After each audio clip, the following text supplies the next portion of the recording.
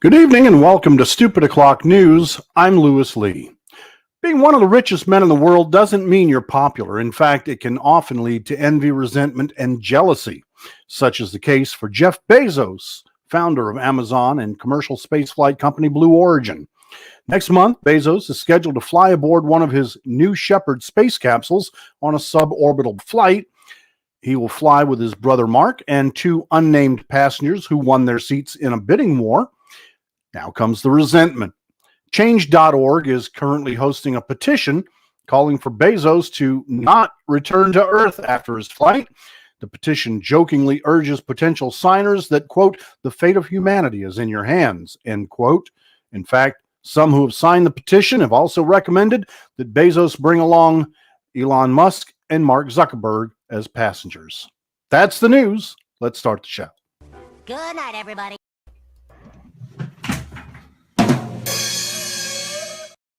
Every bit of that is true. Oh, Weird. well, Crowded airlock.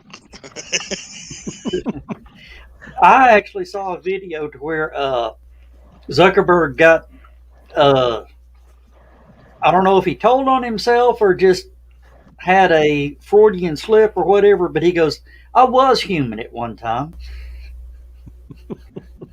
He goes, no, I am human. You know, I was younger, and the more he said, the worse it got. Just digging himself deeper. Yeah. That ought to be reposted everywhere across the internet. You can't post it to Facebook. It's apparently blocked. There's lots of other social media out there. Oh, Yeah. send it to Al Jazeera. Yeah, YouTube, it's all over YouTube. Hey, don't knock Al Jazeera. They're one of the better news agencies. Yeah, they really are. Okay? No, I know. That's why I said that. Al Jazeera and BBC Terrorism World you can News. trust. Yeah, better than you can trust the two major things Yeah, that as we've opposed got to here. terrorism, you can't trust. I trust local news a hell of a lot more than I trust the network shit. So how's everybody doing tonight? I know Joe fell and hurt his back because he's old. Yeah, I'm dumb. No, you just depended on a styrofoam stepping stone. Yeah. Not my stepping stone. That was a monkey's hit, wasn't it? Yes, it was, and a very good one at that. Yeah. Can we find a copy of that for the show tonight? No. No, we can't because Michael has not given me permission to use it. So, and it would actually take his His number, signature. call him. Nesmith or No, Dorn? no. There's Huh? two of them. Both? Nesmith or Dorn? Oh no. Mickey and Michael both. They're the only ones left. I mean, seriously. Yeah. Yep, sadly. Yeah. Well, we all get old. Look at me. You wouldn't think I was 7,000 years old, but I apparently am.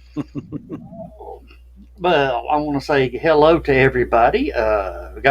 We got two people tuned in on one person on Dan's page and one on one of the Stupid O'Clock pages and one on my page. There you go. Our Twitch user hasn't showed up. Of course, I guess one of them is John Scarborough tuned in. Hey. I always monitor that one. So. Which one are you? The Stupid O'Clock? Yeah, one of them. The main one. The one right next to the HallowCon icon. Okay. Well, For those of you who don't know, okay, when you have a control board, you can add whatever Facebooks and YouTubes and Twitters and Twitches and witches and all the things that rhyme with ditches. And you can put all those, and you can see all of it. And Joe right now has 8 of them up here that I can see. And I try to pick one to monitor it just so I can make comments. Or that sort of.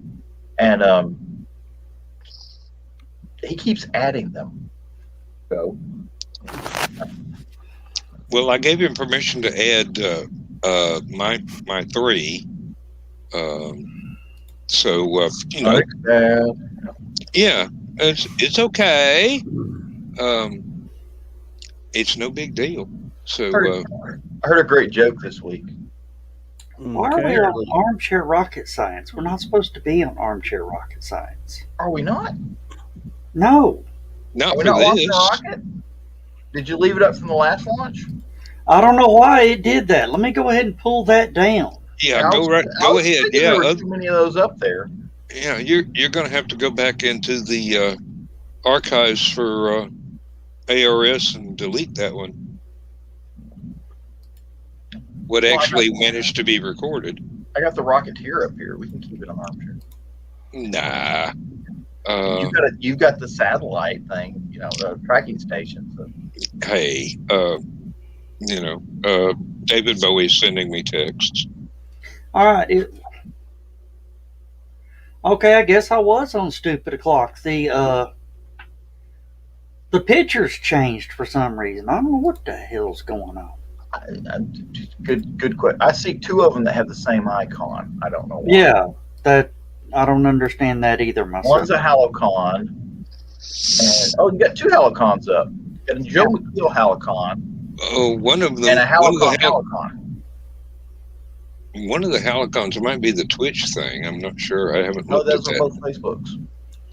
Oh well.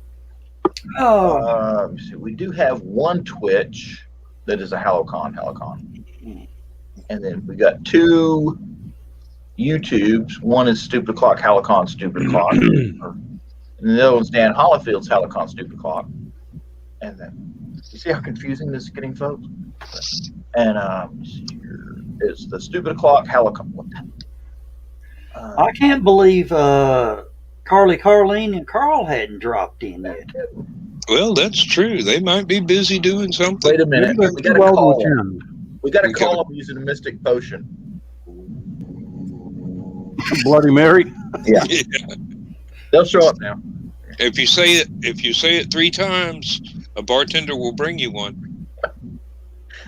Bloody Mary, Bloody Mary, Bloody Mary. Man, I'm trying to. I think it was Sunday.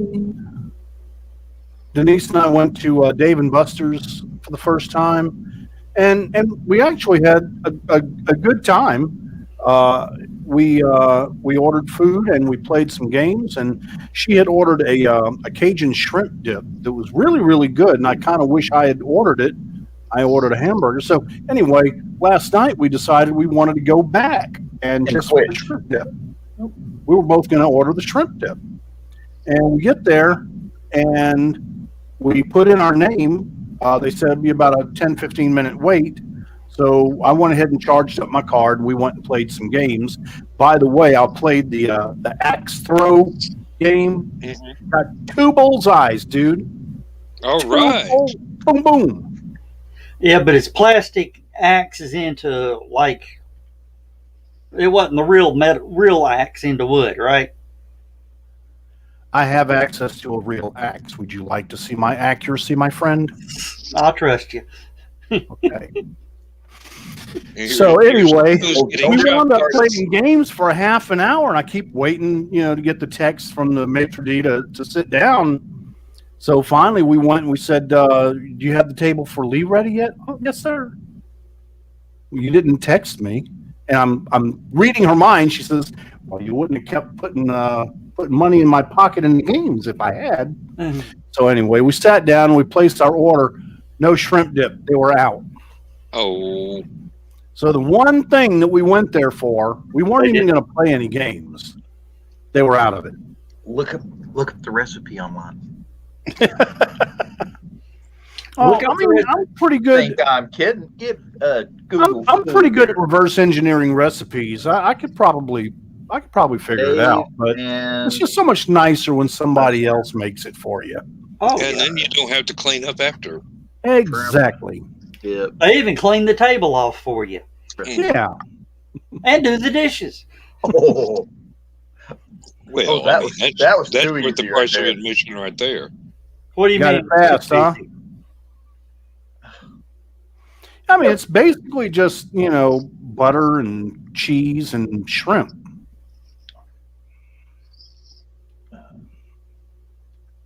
Okay, they got a Cajun shrimp Alfredo.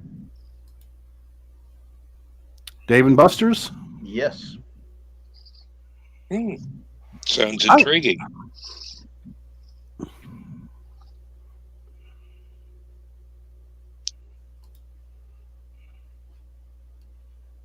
Keeps trying to give me the Alfredo recipe.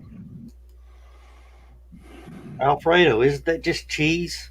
No, it's the Alfredo noodles with the cheese. Yeah, it has cheese in it too. But Basically, an Alfredo sauce is just butter and cheese and cream. cream, yeah. You It's either take butter or equal parts butter and cream, and you just cook that until it starts to thicken, and then you throw in a big handful of grated Parmesan cheese and shredded. Yeah. That's Alfredo sauce. You can use butter, clarified butter, olive oil. There's a lot of ways to make it, but Yeah, you don't want to use the olive oil though. Lewis is Makes it telling too you heavy. the good way. Yeah. So, in other words, Alfredo sauce is not for the lactose intolerant. correct. Yeah, well, neither is about half the desserts I make. Anything that calls for half a brick of Philadelphia cream cheese is not for the lactose intolerant, let me tell you. I make a mean crab dip. Let me say. Okay. So, I heard a good joke this week. Apparently, Well, if it really is good, let's pass it along. Hold on a minute. Let me get the good night, everybody, queued up. Okay. Apparently, President Joe Biden has a Vimeo account. Are y'all familiar with Vimeo at all? Yeah. Vimeo, yes, I'm a professional. Vimeo, thank you. And apparently, he has a Vimeo account, and people are shocked they didn't know you could do Vimeo on a rotary phone. But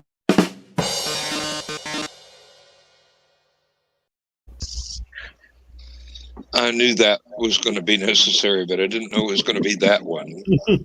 That just made it even better. Oh. My uncle is being interred at the Chattanooga National Cemetery on Monday, 10 o'clock. And I was going to ask Lewis if he knew about this. Apparently, they built this mausoleum type thing. I think it's called an honorarium. Mm-hmm. I can't remember the exact term. If you're cremated, you get a little vault. Right. There's a little vault just for the cremates. Yeah. And he's going to be interred in that. Okay. And apparently, it's a pretty cool. I have not seen it yet. Yeah. Well, you know where the huge pavilion is in the back? Sure. With the arch, it looks like the Arc de Triomphe. All I've ever done is drive by around the outside. I've never actually been on the grounds. Wow. I performed probably on the order of 200 funerals there. I've done a few funerals, but all mine were in weird places, like, middle of nowhere, where they'd have like a national, or not a national, they'd have a military cemetery with like 15 people buried in it. Yeah. But yeah, you can see it around. You can see it around if you come in around Central Avenue. Right. You can see it from that side. Yeah, but anyway, from that big pavilion, I cannot remember what they call it. Yeah, it's the mausoleum's to the left, or the honorarium. All right. So it would be north of there.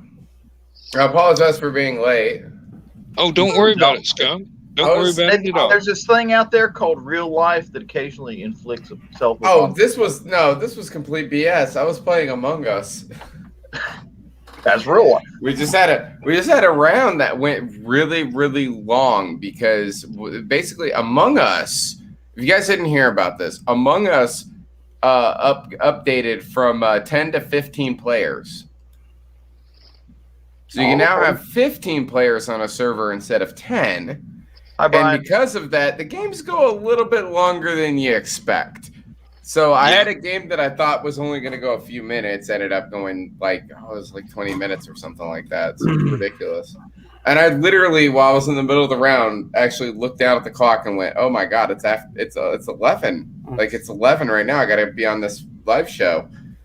And then everybody I was playing with was all like, please link me to the live show. And I was like, I will not be doing that because I know you people and you're all sociopaths.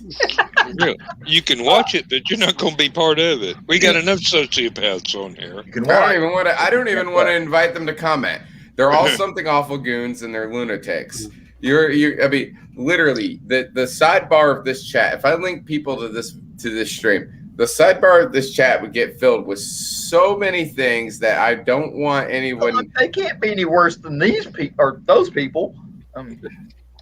Now, They're something Now, awful goons. Don't tempt them. They will push the. I'm not. You know what? I'm just gonna let it go. I'm not gonna say any more. What you're saying is Uncle Carl would kick them out of the green room. Uncle Carl. Yeah, I don't think Uncle Carl could handle the humor. Well. He can handle the humor, but I think Uncle Carl would get along with the goons just fine. I think Uncle Carl would kick them out of the secret humor group. That's what I think, because I think they would get too many complaints.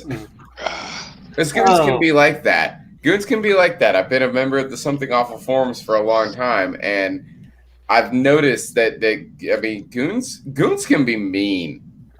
They like to roast. Well, when I played Among Us, people would get mad at me when I became the bad guy. I wouldn't kill people. I'd run around like I was doing tasks, and I wouldn't use the little tunnels. I was gonna say this about the goons, right? The goons love to roast people, but they also love it if you go ahead and just roast yourself. Like they love that, because they're like, all right, you got a sense of humor. We can play with that, you know. And so if you make fun of yourself, they're cool with that. If you get all defensive, they're like douchebag, and then they go after that guy. So you know, I don't want to invite them here just in case they accidentally push somebody's buttons the wrong way. I get that we all can do some of that self-deprecating humor here, right? Yeah. We all have a sense of humor. We all can make fun of ourselves, but I don't want any of them to come in here and push a button that maybe somebody doesn't want pushed. You know what I'm saying? I know I'm guilty of that myself. You know, I don't know if I want to talk about that on a public forum. I wouldn't. It ain't gonna take much for a button push for me tonight because I'm not feeling good. No, and you're not feeling good, and you know why? You saw it happen. Yeah. Did you tell them about that? Yes. Yeah. Okay. I wanted to make sure. I was literally my first question for you, Joe, was going to be, how are you feeling? Yeah. But Skunk, how did I handle it? You didn't cry. I didn't. There's that. Yeah, no, it was a lot of this number right here. He was just going.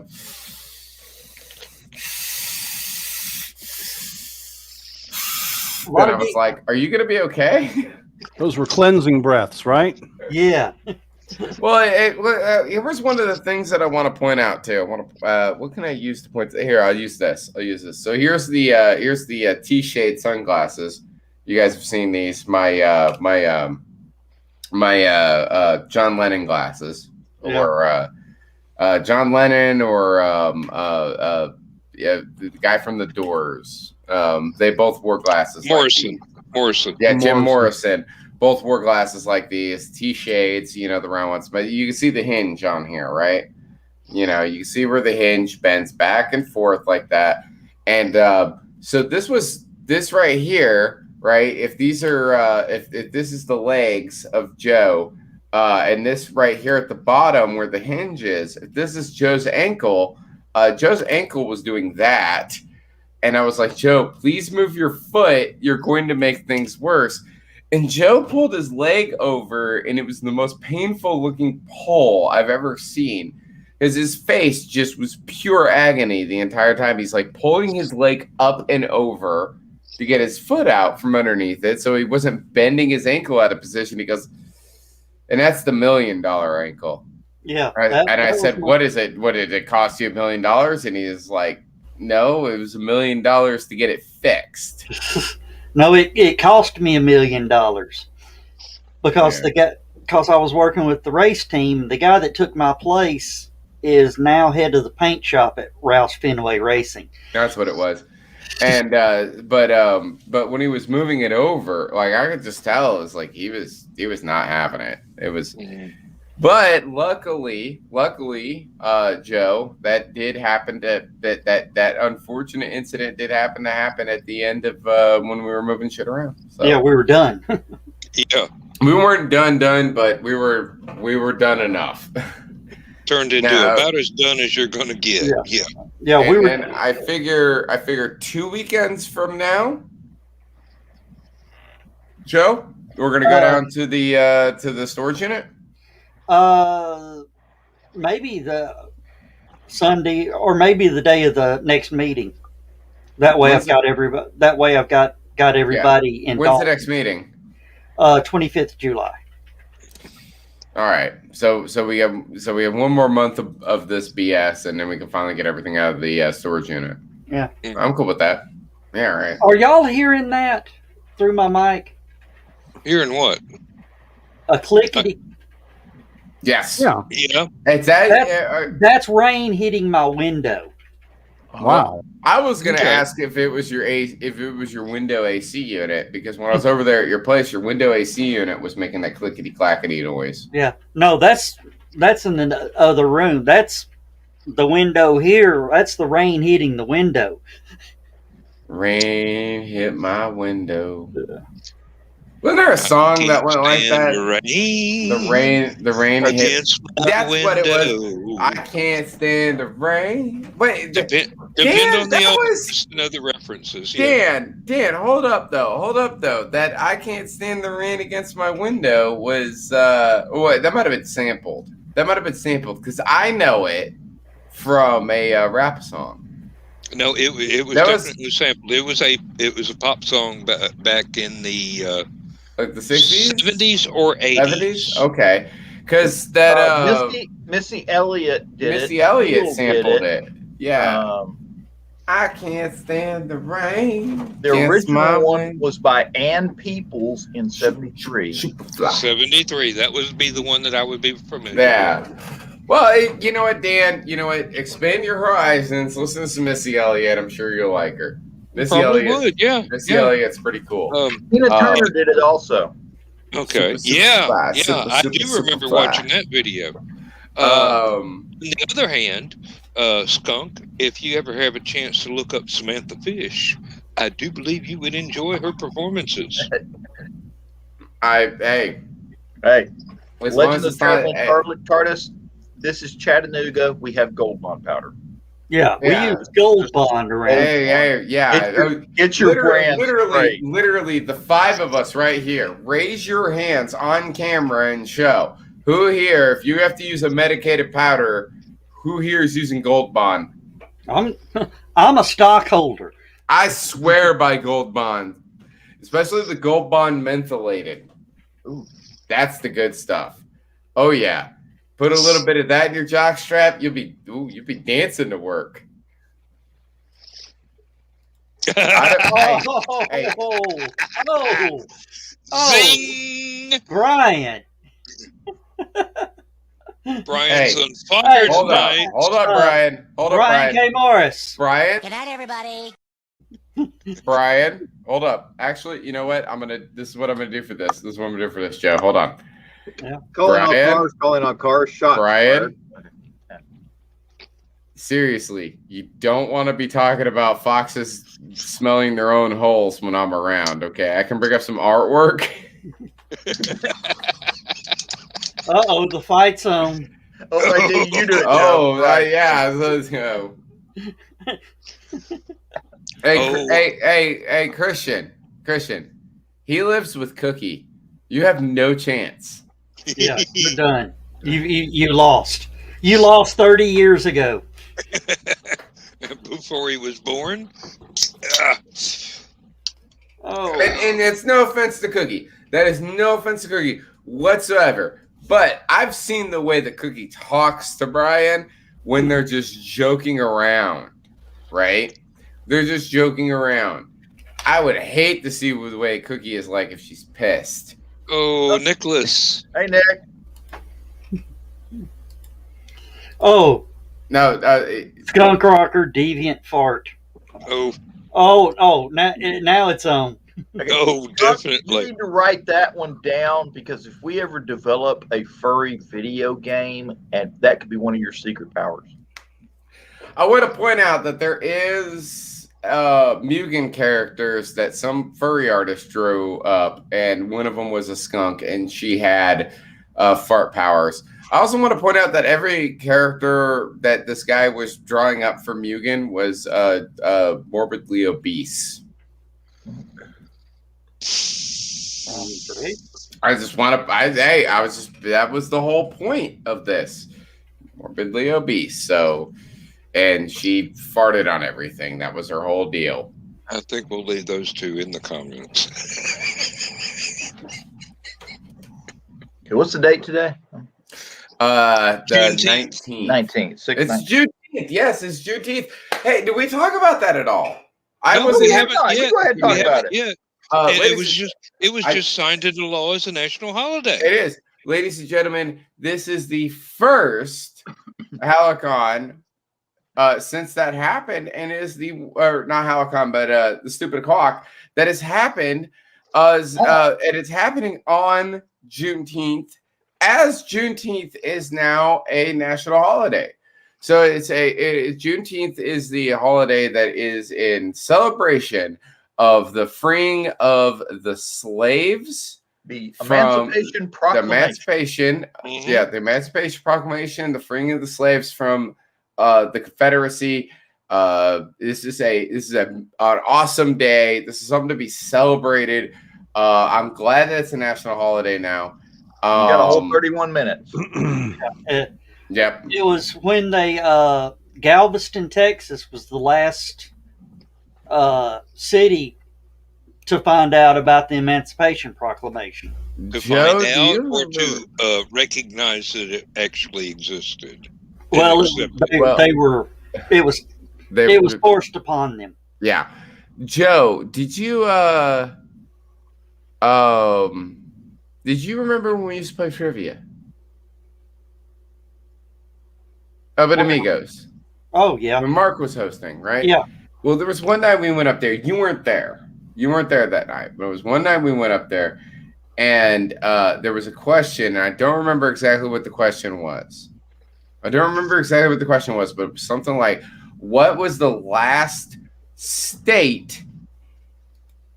It was something like, what was the last state to rejoin the United States after the Confederacy, or something like that? That would be Texas. That would be it was- Texas, yeah. It was well, I don't remember what the question was. I just remember the answer. Because the first thought that popped into my head was South Carolina. Because I'm sitting there just being all like, South Carolina sucks. South Carolina sucks a lot.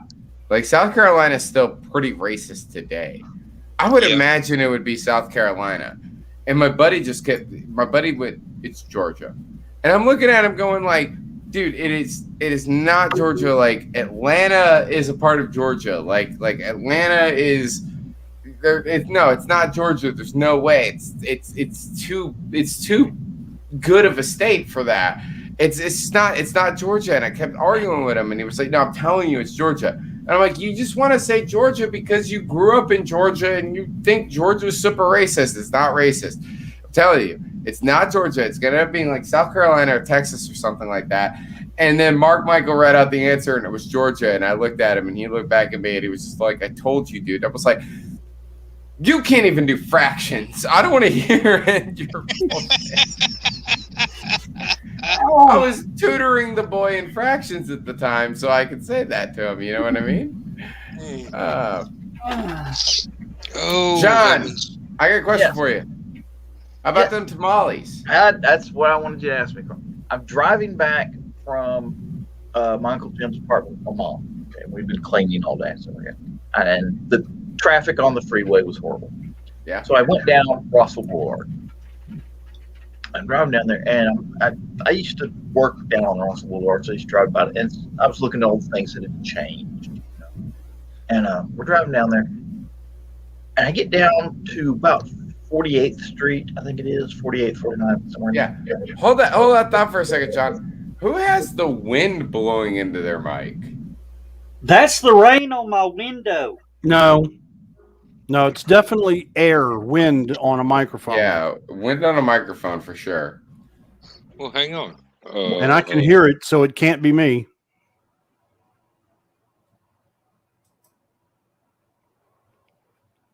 It went away when Joe muted, so... Joe, unmute. It's you. It came back when you unmuted. Hey, you know what? Maybe it's just a slow fart. Did that help it? Yes, immensely. Yep. Thank you. Must have been a ceiling fan. No, I had to reboot the mic, had to unplug it, plug it back in. Noise cancellation Lewis and I software. had the same It reaction. works If you put in additional quarters, will that help? Maybe. Lewis. Yeah, he can't afford to fall off the horse at Lewis this did junction. something different. I want to point out, Lewis did something different, but we both had the same reaction, right? Yeah, Lewis I rebooted tilted his the head, mic. right? And I went backwards, like, what? Yeah, I unplugged it and plugged it back in. Hey, you know what? Whatever works. John, continue your story. So you're on. Okay. Got down 48th. 48th Street, found this thing called Mama G's Tamales. Okay. If you've been there, No. go there. Okay. It is one of the perfect hole-in-the-wall Mexican food places. The people that run it are awesome. The food is delicious. I have a quick question for you though. Before you. Corn husk. What? No, that's not my question. But that's a good. Thank you for answering that. That means that there's good tamales. But no. Seriously. My question is price tag. Decently priced. I want to point out that I think they're $3.25 a piece. homeboy over here, he's not here. He's not in the room. He's not in the green screen or anything. But I don't know if y'all heard, but my roommate is currently unemployed. Again? Joe, you knew about this. No. Yeah, you did. We talked about it while we were at your house. That implies that Joe is actually listening. Yes. I would imagine you were. You were there. It's your house. No, Joe. My roommate Joe, not this Joe, but my roommate Joe, is in between jobs at the moment. He got sick and tired of Walmart's. He got sick and tired of Walmart's BS, and so he started looking for another job. Now, supposedly, and I only say this, I'm not trying to put shade on him. I have no idea what's going on. I don't know. As long as he pays his rent at the end of the month, that's all I really give two shits about. But he supposedly has two jobs at this point. One with Circle K and one with Dollar Tree. I don't really care which one he has or which one he's going to work, as long as he pays rent at the end of the month. I really don't care.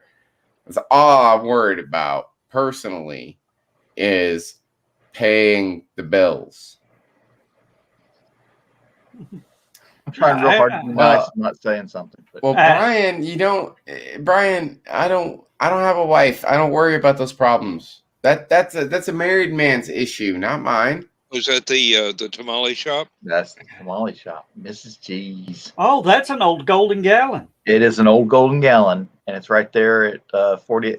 There's Walter A. Wood way down there. Okay, I know exactly where that's at. Okay, yeah, I know exactly where that's at. It's over there by the Walgreens. That used to be a smokehouse. Yeah. Yeah, And it a used pawn to be a shop barbecue joint and for a every other- while. Yeah, I do remember when it was a pawn shop. Yeah. But I pass I that would place highly all the recommend time. that place. It is. When I said hole in the wall, I was not kidding. Yeah. Right.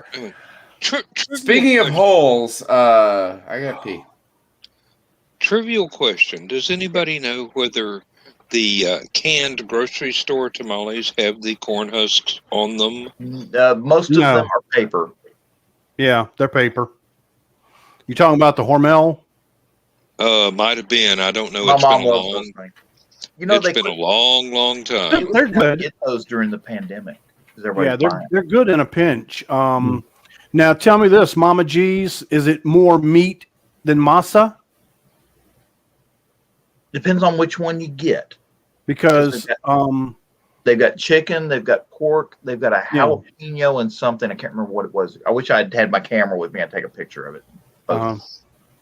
But they have a really, and it's all authentic Mexican style food. Yeah, because Del Taco has tamales seasonally, and man, they put up the sign, and I was like, boy, I can't wait. I got one, and it was like this much beef and this much masa. It was so flippin' dry, I couldn't choke it down. Now, I'm used to New Orleans, where you go to Manuel's. Yeah, Manuel's had these tamale carts all over town. Oh my God, you get a dozen tamales and feed 20 people. It was crazy. Ah. Ringgold Hold Road. up. Wait. Hold up. I'm sorry, John. A dozen tamales feed 20 people? No, I said that. It was Manuel's in New Orleans. I know. But they were huge. They were just so meaty and so big. Tamales. They look like one tamale feeds one person. You have a dozen feeding 20 people. What are these things the size of logs? They looked like a meatloaf.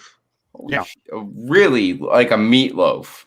Yeah, holy. And there was twice as much meat as masa. Wow. Yeah, they were awesome. Road trip. Ringgold Road. Unfortunately, Manuel's doesn't exist anymore. Oh. Neither does like many things. Katrina finally took it out. Yeah. Spring Creek Road at Ringgold Road. Okay. Right where you turn to go up toward the hospital and school and all that. Yeah. There used to be a little Mexican grocery right there in the corner. Y'all remember? Anybody remember? I think it's still there. No, they bulldozed that whole building. The whole lot is gone. Nothing but rubble and construction equipment. Now I know they did that down the street where John Tartan Furniture was, where they mark it up just a little bit. That's been leveled. Oh, I've got to bring this one up. Okay. That's some big tamales there. Yeah. Now the ones at Mrs. G's are about the size of a store-bought microwave burrito. They're average, about the size of a corn cob. Okay, well that's a good size. It is. Yeah, really. And Mom Swarsbaum, she's in love. We stopped there. She was like, "Oh, they got tamale! Turn around!" And I pulled the Dukes of Hazzard and got back in there. And it's Rossville Boulevard. That's mandatory.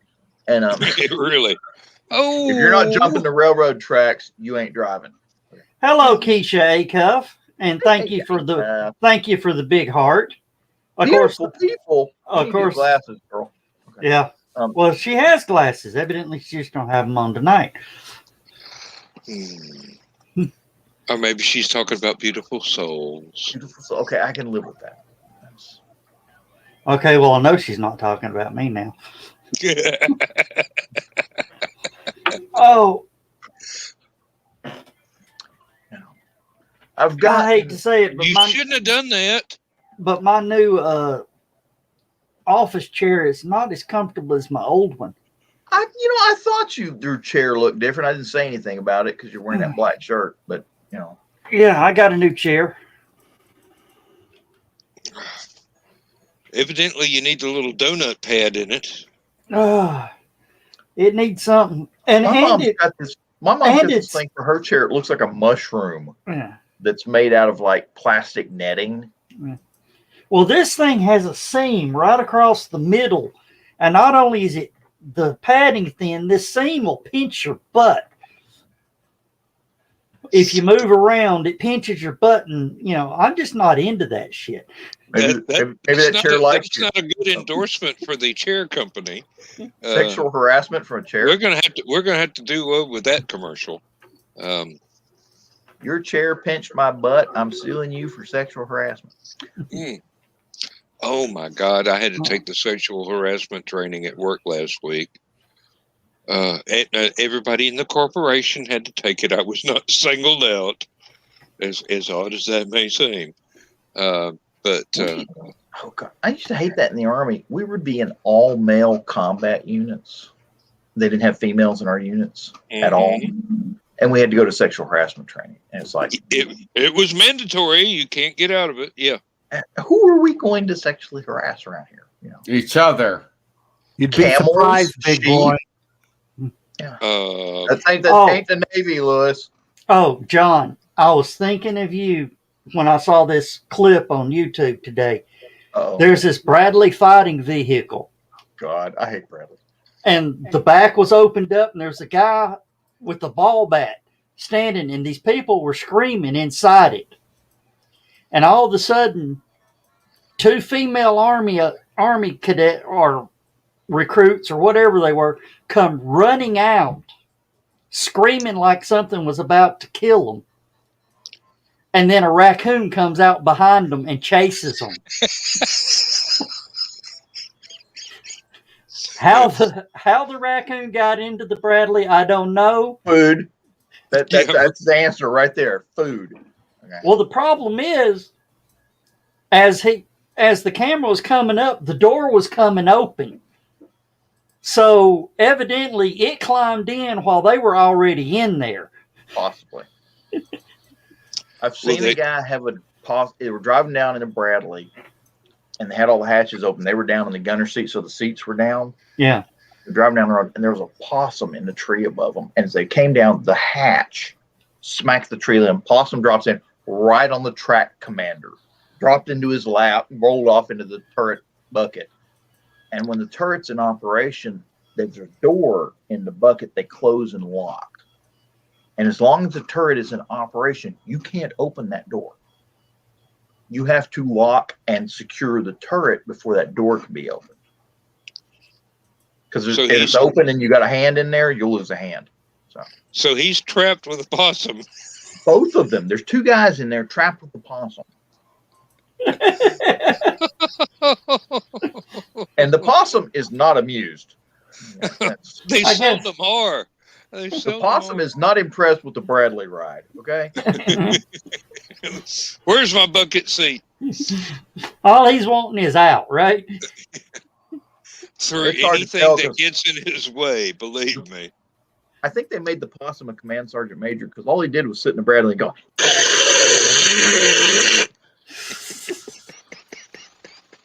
Like every other command sergeant major we know. Let's see. Brian Morris says he took the sexual harassment training back at the water company. I think the instructor for telling me how to do it properly. Oddly enough, she didn't laugh.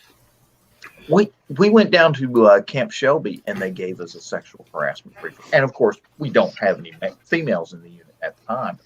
And this female lieutenant came in to give us the briefing, and we're like, and she got pissed at us because we just were not taking it seriously. I mean, it's like, you know, and all these boys from you could tell she was a Yankee because she thought we were going to sexually harass each other. And apparently she doesn't know anything about people from Tennessee.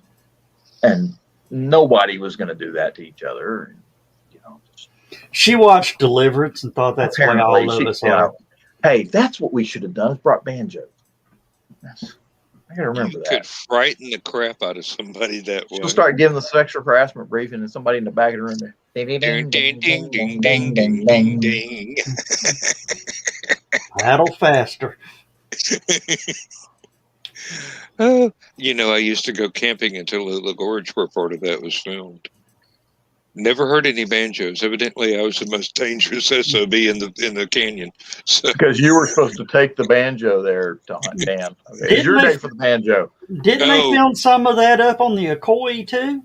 I think so. Yeah, that there were lots of different filming locations. One of the waterfall. I think the waterfall that Burt Reynolds went over was actually in Tallulah Gorge, and there are some dramatic waterfalls there, but. I don't remember exactly what that scene was, but I probably would have recognized exactly which bend in the canyon it was. That used to be fun before they made it into a state park and disallowed overnight camping there. When it was still private property, we could pull in the parking lot by the framework for the Walunda's tightrope walk across the canyon. Yeah. And we go down about 1,100 feet to the bottom. Filming locations for Deliverance were Chattooga River in Georgia, Sylva, North Carolina. Boy, they did film all over the place. Lake Tallulah Falls, Georgia. Lake Jocassee in South Carolina. Tallulah Gorge, Georgia. Oconee County, South Carolina. Georgia. Beaufort, South Carolina. Rabun Gap, Georgia, and Clayton, Georgia. It does not say anything about the Ocoee, though. I always thought that's... Well, they got Oconee County. That may be what you were what you're confused. Yeah, that's where a lot of people may have confused the two. I had Which always is heard Lake that too, Jocassee. Joe, but it was not. Yeah. Now, Lewis, have you heard about the big thing in the kayaking hitting the... they only go kayaking after big rains so they can go off the waterfalls? I've heard there's some thrill seekers that will do that. Yeah. The TVA frowns greatly on that. Yeah, well, they don't hit TVA. They go like the North Chick coming down the mountain. What was that? Fiery Gizzard Creek, which is up near. For a minute there, I thought you were talking about campfire food. No. The Fiery Gizzard Trail runs from Tracy City, Tennessee, all the way down towards South Pittsburgh. And there's 2 state parks at each end. And when you come down from the top, you go past Ravens Point. And it's a really nice trail, about 15 miles. And it's pretty cool because there's a state park at each end. And several waterfalls, caves. The river disappears underground for a while and then comes back out later on. I mean, That's fascinating. It is weird. And there's several swimming areas. And if you can keep Nowhere near where it goes underground, I hope. And if they can keep all the rednecks from tossing trash in, it's actually a pretty nice place. They got old coal mines off the what they call dog hole mines. And these things are over 100 years old, and you can look in there and you can see where it goes back into the mountain, and they're only like 4 feet tall. That's why they call them dog hole mines. And it's a really nice trail. It's an old Civilian Conservation Corps trail, which dates back to the early 30s, maybe 20 or late 20s, early 30s. Well, early 30s. You just caused me to remember something here. Now, okay, any fantasy writers that are listening, there is a spot on the far wall of Tallulah Gorge, right there where my friends and I used to start down the trail to go camping and everything. It's perfectly door-shaped, 6x4, and it just seems to go back in to that wall. You can't see the back of it. It's just dark, and it's like 15 to 20 feet below the actual edge of the canyon. So it's not like somebody climbed down there and chiseled out a door. Perfect concept for a fantasy story. That is a doorway to a mythical realm. Use it, please. How do you say friend in Elvish? Hold up though, Dan. Because here's the problem with that. And a lot of people out there in the world of fantasy will, or not just fantasy, but people out there in the world of creating fiction, creatives out there will be like, nah, just go ahead and do that. Nah. But Dan, the problem with your story is that it has already been done. Because that's basically Zork. Really? Didn't know that. Yeah, Zork is you go into the basement of a house, just a random house that you find, and you go in the basement, and there's a door that leads to the Great Underground Empire. Oh well, this is a door Basically, the same thing almost you're at the top of describing. an 1,100-foot sheer cliff of granite. So, how do you get there to go in it, or what do you do when you're coming out of it? Oh, I thought you were saying it was like in a quarry where you like. No, it's within 20 feet of the top of the canyon.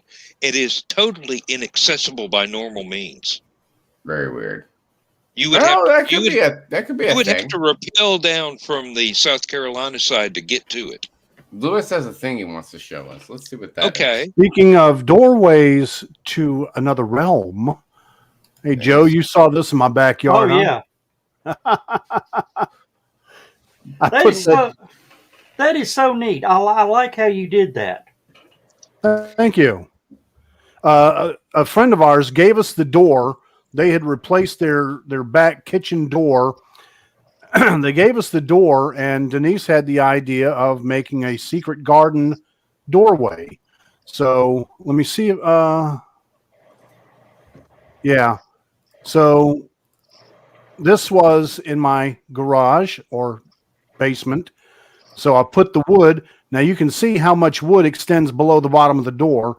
So Yeah. that's how deep I dug the holes and then set the door up. And let's see. There we go. So there's the holes dug. And the door set up in there and concrete filled in. Mhm. Is the That's glass after it still all set. is the glass still in the door? Pardon? Is the Yeah, glass? the glass is still Oh, in the okay. door. Okay. Yeah. Yeah. So then we painted it. We dug out in front of it and put a little garden in front. Instead of a welcome mat, we had little flowers. We got little hanging baskets on the side. And it's still there 6 years later. And dodged 2 trees, right? And dodged two trees. One fell in front, one fell behind during 2 different storms. And Anna Maria says, "Very cool." Yes. Yeah, Indeed. it's been quite a conversation piece at our house. And she says, "Have you seen Lock and Key? Reminds me of that." No, I've not. Well, if I remind her of Lock and Key, it reminds me of this. Does anybody besides me know what movie this is? Nope. Nope. John? I should.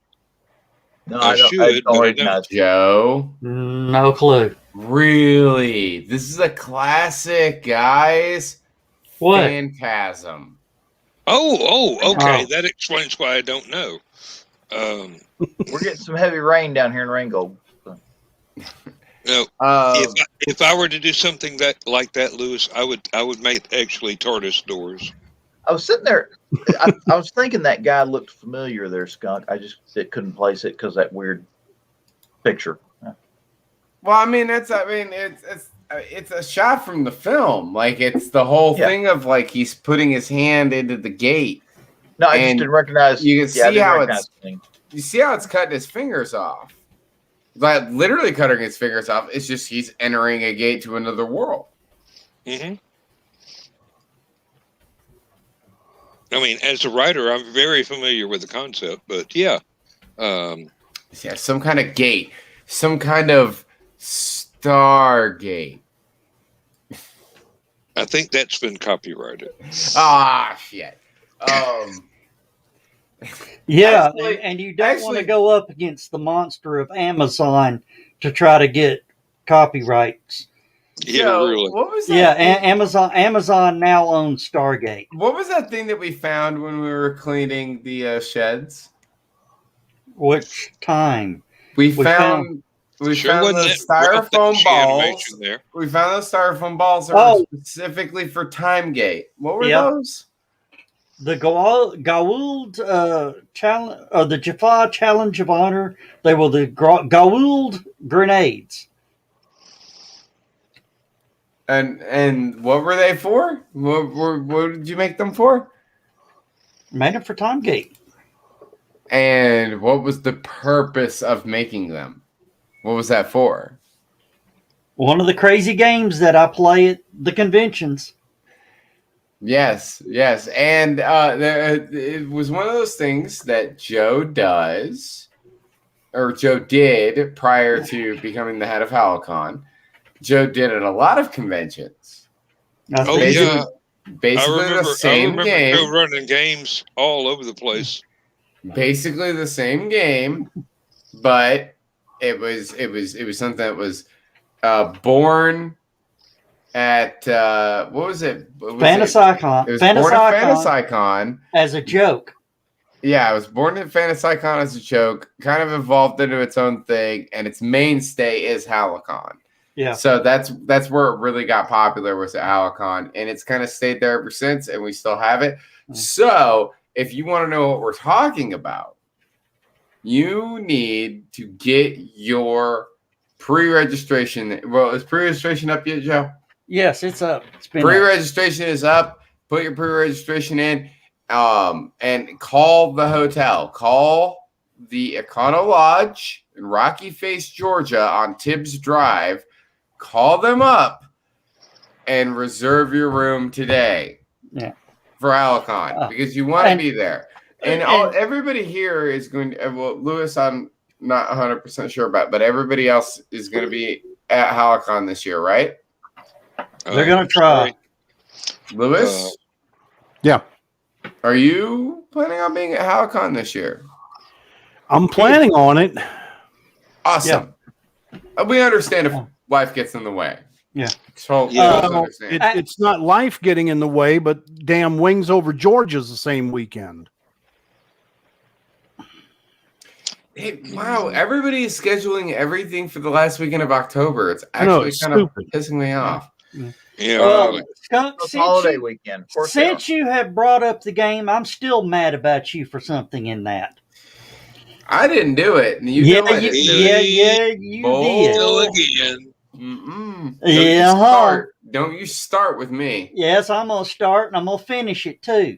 It was the first year. It was the first year at LibertyCon when we named it Patriot Games. Yes. Little Ruby. I let her. Okay, you know what? Yeah, actually, let me finish the story. Why don't you go ahead? Because I want to know what you're mad about. Because I was about to say something, and I was like, you know what? I better find out what Joe's mad about before I put my foot in my mouth. Yeah. Go ahead. The rule of the game is I count down 3, 2, 1, fire, and you're supposed to throw your first ball at your opponent. Okay. And the rule states you throw your second ball at your leisure. Yes. Little Ruby, 6 years old, found the loophole. Yes. When I said 3, 2, 1, fire, she threw both balls underhand at the same time, and they crossed right where the person was standing. And I went, oh, crap. And I said, well, also one of the rules is rules of the line judge is final. Yeah. So I'm going, okay, cool. I've got Fritz and I've got Skunk. They can rule. What does Fritz and Skunk say at the exact same time? Joe? I thought you were going to talk about the fact that we gave Ruby a pass in the first round. No. Because y'all got to understand. Ruby was 6 years old. She was 6 years old. In order for her to, in order for Ruby to, let's be honest, in order for Ruby to get the oomph that was needed to get these bombs, styrofoam balls, to be able to get that extra oomph to be able to get towards the much more adult opponents, she might have needed a little bit of assistance. Normally, we're very much, hey, if your foot leaves the ground, right, you're out. But being how little she was, we gave her a pass for the first few rounds. Yeah. I thought you were going to talk about in the final round where we were sitting there just being like, nah, we gotta cut her. Like that. It's the final round, dude. She lifted her leg. It was very obvious. Like we couldn't help it. And what was so funny is these guys would end up going up against her, and through the whole game, they have been beating each other with it. And here they are going up against this little 6-year-old girl, and they're like, they couldn't hit her because it was their big thing. That was their big thing. If they had actually hit her, we would have called her out for sure because she lifted her leg during the first 2 rounds. But nobody could hit her. and well, the thing was, a few guys didn't want to throw at her.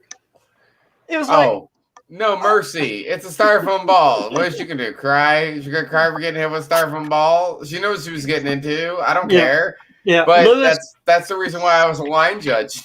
Yeah, Lewis, one of the funny things about this game is everybody goes in ha ha hee ha in the first round. Second round, it turns into, okay, this could be serious. When it gets to the final round, it's cutthroat. It's a styrofoam blood. I remember. So here's my 3 favorite moments from these games that Joe has ran. Yeah. They all got different names, but they're all basically the same thing. My 3 favorite moments, right? Yeah. Number 3 is when I did the Matrix dodge. Yeah. Somebody threw at me and I did a complete. I leaned back 90 degrees and came right back up, right, and dodged somebody's round. To which then afterwards, like that was they missed with the first one. This threw the second one and they missed it too. But the first one was the one that I went raw, and I still had one of my rounds left because I threw mine and then ducked, and so they threw their second one and it missed me too, and I just was like, and popped them. There was my second favorite moment. Second favorite moment was when Ruby did the double. Yeah, because I didn't know what to do. I was. Yeah. Y'all just left me hanging. Because the thing about it was that she threw the double, right? And the thing about it was that this was what was so confusing for me and Fritz. She threw the double, but it was at this. She threw the double and nailed the guy with both shots. Yeah, which is what confused us because we didn't know. Like, and you got to remember, she got hit too, but she hit him with both shots. She only got hit with one, so we didn't know how to rule that. My third favorite was the War of Attrition. I don't remember who the 2 people were, but they couldn't hit each other in the last round. No, it was in the last round. They could not hit each other. It went forever. I want to say one of them was Boomer, and you retired him after that. Yeah. You were just like, no more. You can't play anymore because. No, he actually quit. He actually. It was because you had him as a line judge after that from then on out. But yeah, he wanted to drop. He said, "I'm tired of winning." Yeah, because that was the thing. Was if I remember correctly, Boomer won that round, but it took forever. I think if I remember correctly, because it was to the death, and it was just one of those. He barely glanced, and it was like, "Okay, I'm done. Like I got him." Yeah, and I remember the other person was, but they just. Because both of them were really good at dodging. It was just crazy. Very fun game. Now, my favorite, Tom, was the first game out there at Country Hearth out there in East Ridge. Mm-hmm. We were playing outside, and I had maybe 3 days to come up with the rules and everything for this game. And all I could find was the florist foam balls, which were fine, but and the thing is with the florist foam balls, the harder you throw them, the slower they go. This is true. It was one of those things where after the first game, you instituted a new rule after the first game because you didn't know. at the time period how well that was going to go down. After the first game, you instituted the rule with you when you're coming up as the first person, you get the choice, heads or tails. Oh yeah, you get to pick which side you're on. The first round, the first ever time we played the game, you didn't give that option. No. It was literally the first person who gets called out goes to heads. The second person who gets called out goes to tails. We didn't because we didn't think about it. Yeah. Wind. Wind would pick those balls up. So if you were playing on tails on that first game, well, all the wind was coming from the back lot. So when you're playing on tails in the first game, it gave you a tactical advantage. Yeah. Go. And well, the funny part was when JJ, John Johnson, the ball went at him and it got right here. And stopped. The wind caught it from behind him. And he's like, you gotta and he blew it and it dropped. If you've never met JJ, you gotta imagine this face. Like he didn't know what to do, and it fell in front of him like the Matrix. And he, for a moment, thought he was the one. Yeah. Hey, Joe, this is what you need to get for that game. Yeah. Anna Marie says, look around Christmas or right after and look for the plush snowballs. They sell them in bags for fake snowball fights. They don't hurt. Fights? Okay. Yeah. They don't hurt, but have enough weight to fly well, and you can get them wholesale. Yeah. Well, you get the water bombs that I just showed you at Walmart or Dollar Tree. Yeah. We don't do the last snowball fight of the year. We don't do that anymore because that was a Fantasy-Con thing. Yeah, that was the winner's last stand. So we do the pumpkin chunking. So we would have to get those, right? We'd have to get those plush snowballs. If we can get them, we'd have to get them in orange. Yeah. No, you should just get plush. You should just get plush pumpkins. I'm sure you could get them, Joe. But what that would require in order for us to get plush pumpkins to throw at each other is money. For more people to come to HallowCon. So you all need to come to HallowCon and pre-register and get your rooms today. All right, enough plugs. Oh. Hey, not enough plugs. In fact, no. In fact, there's nowhere near enough plugs. I have some more plugs to give for the Rising Tide Broadcast Network.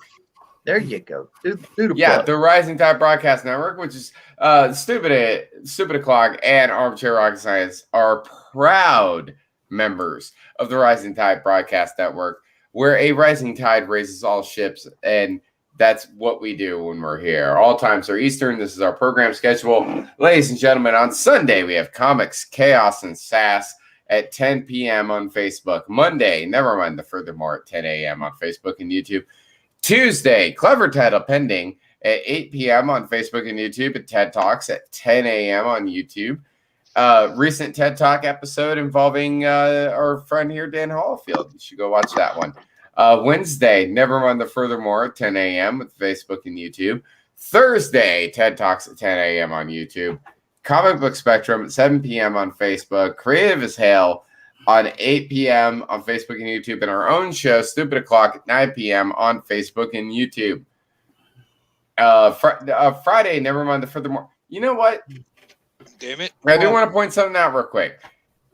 We don't have the Twitch logo in here. Because never mind the Furthermore, Monday, Wednesday, and Friday is not only Facebook, not only YouTube, but also on Twitch at 10 a.m. Michaela Jade's Tidbits and Scribbles at 7 p.m. on YouTube. Historical Fencing Guild at 8 p.m. on Facebook and YouTube. And Saturday, Stupid O'Clock at 11 p.m. Facebook and YouTube. And also Twitch. I keep forgetting we're also on Twitch as well. If you follow our Twitch account, the HallowCon Twitch account, please do. And our wild card show, Armchair Rocket Science, will air whenever launches are scheduled by NASA, SpaceX, or Blue Origin on Facebook, YouTube, and Twitch. So that's the schedule. And actually, Friday, June 25th, around 3 o'clock. Let me look real quick, and I can tell you. Find the button. There it is. Friday, June 25th at about 2:45, we'll be going live for a launch of the Falcon 9 with a return to launch site landing, not on board ship. A return to launch site landing. So I like those are so cool. What's the Oh, payload yeah, on they that are. one?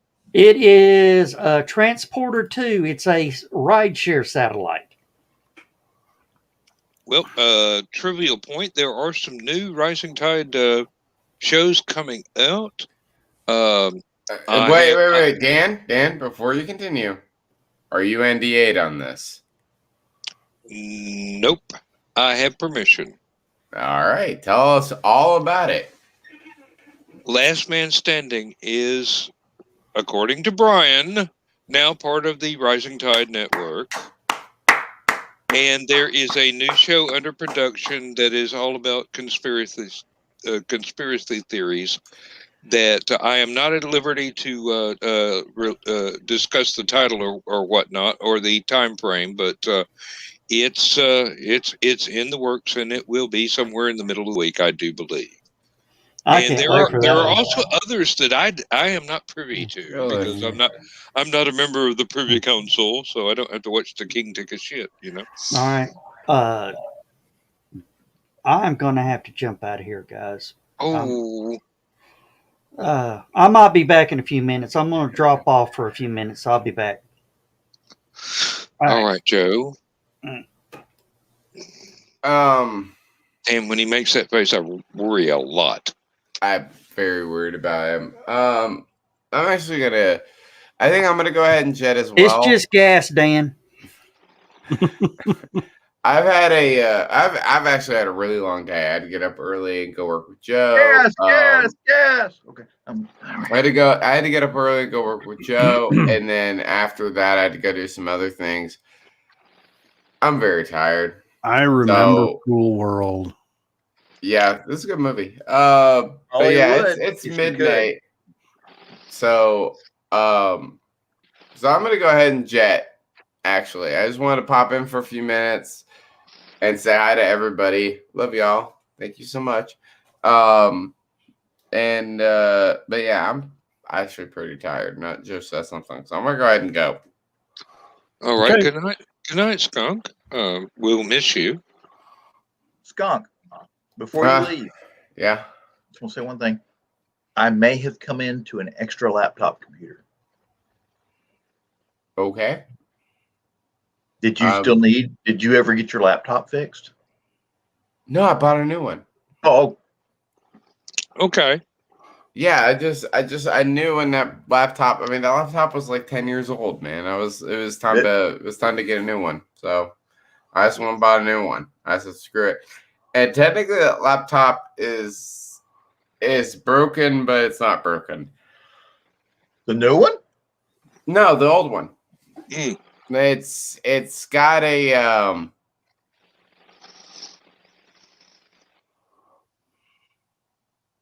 what? I don't understand that comment. Nobody said a word. No. This. He's reading comments. Oh yeah. Ren Melon?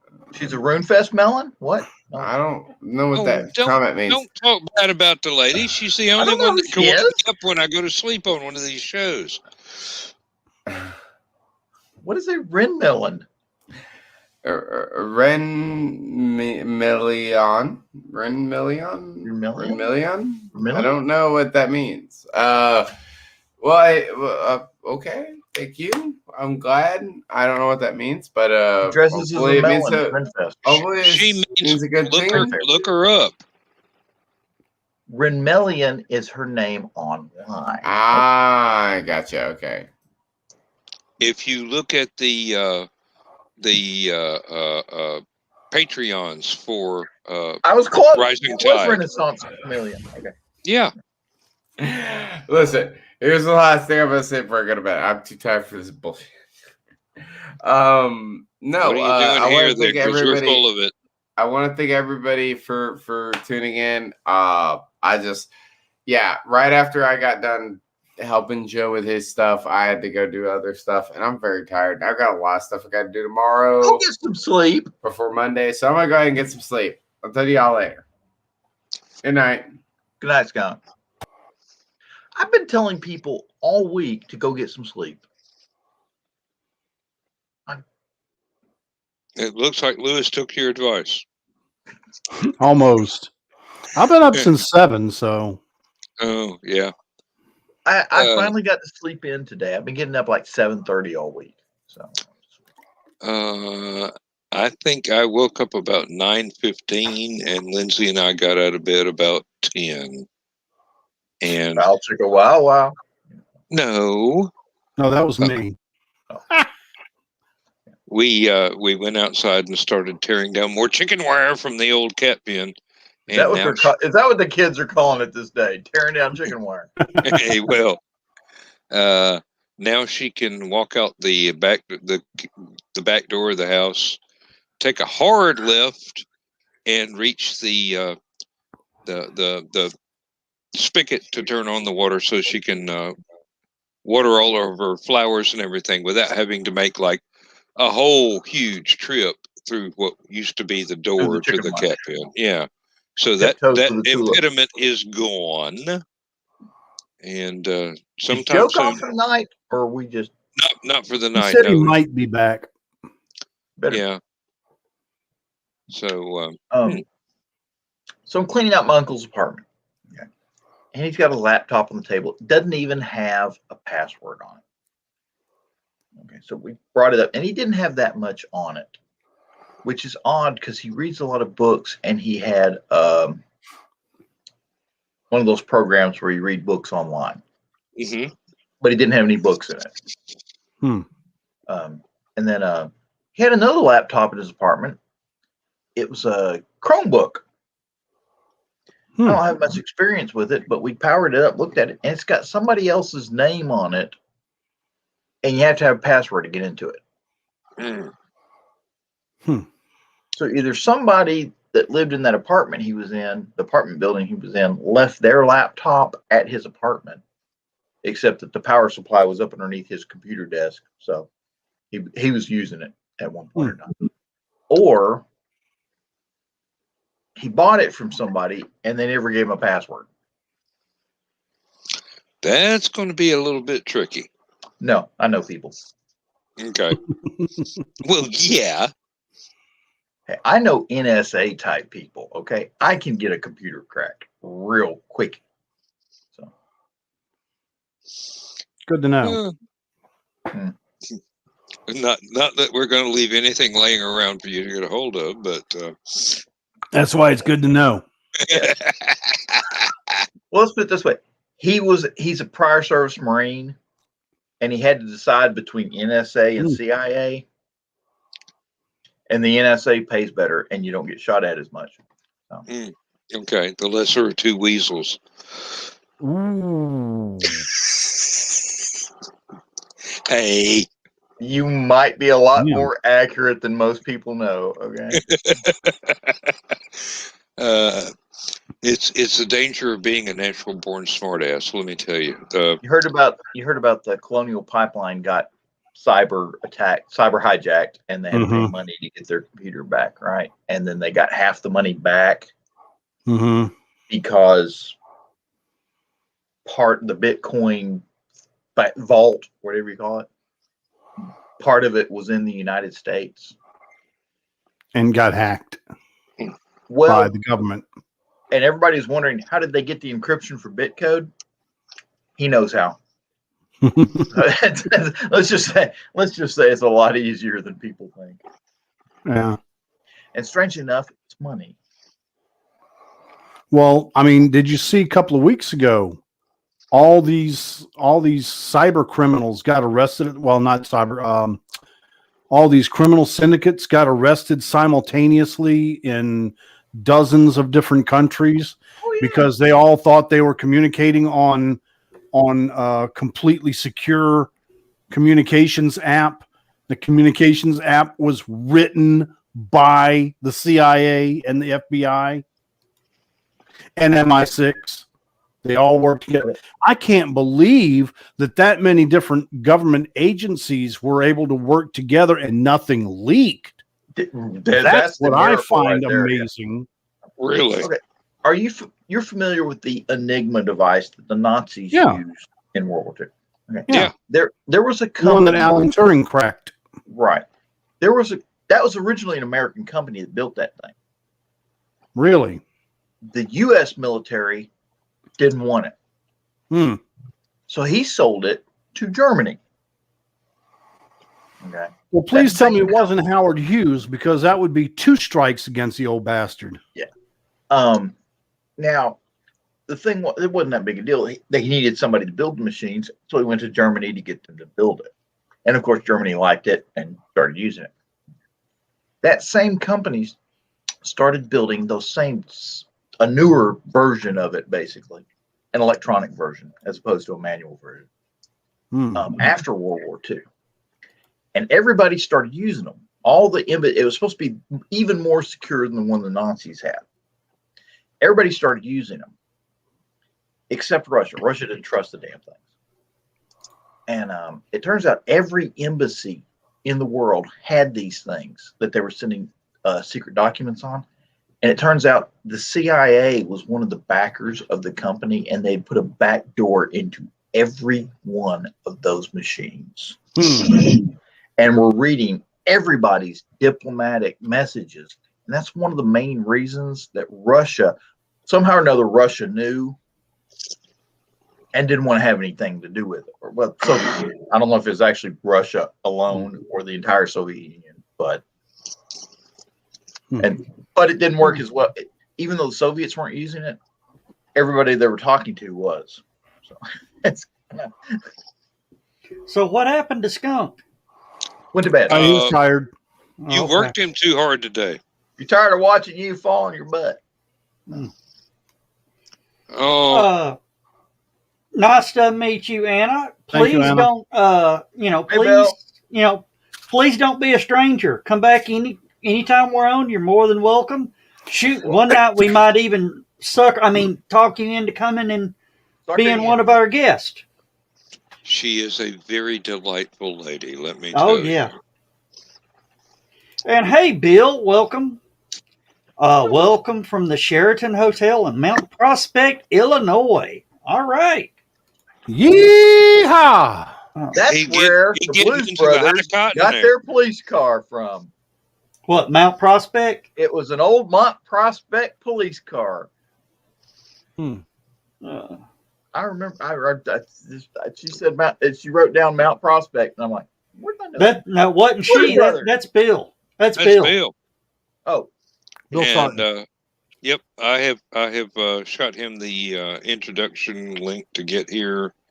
Bill's one of those folks that winds up with Last Man Standing talking my ear off all night, and me talking his ear off in turn. And Last Man Standing, we're going to do something a little different tonight.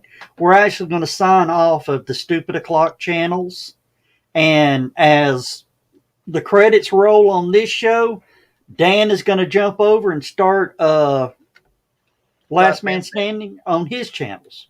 There you go. Just something I want to throw out here real quick. If Ava Marie has her video and everything ready, let's throw her in for the last 30 minutes of the show.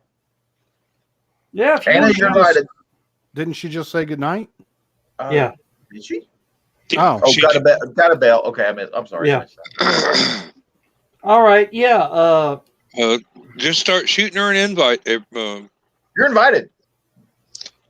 Well, I mean, the link would be helpful. I mean, I think she's tuned in on your channel, Dan. So you would probably have to send her the link because I don't have her on my channel. I can do the military invite. Do you want an invite?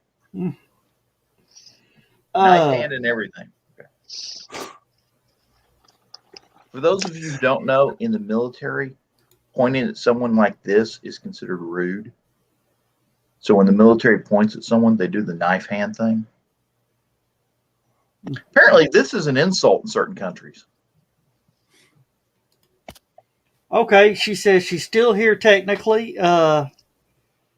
she could jump in on the desktop. Well, come on. Somebody send her a link. Oh, there went Lewis.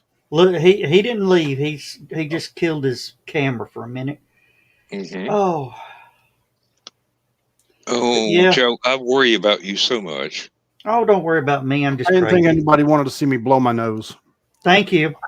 You never know. There's like YouTube channels for that.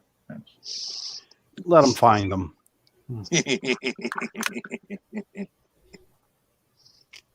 Let's see, Bill. Give her a sec. We need to send her a link, don't we? Did somebody send her a link?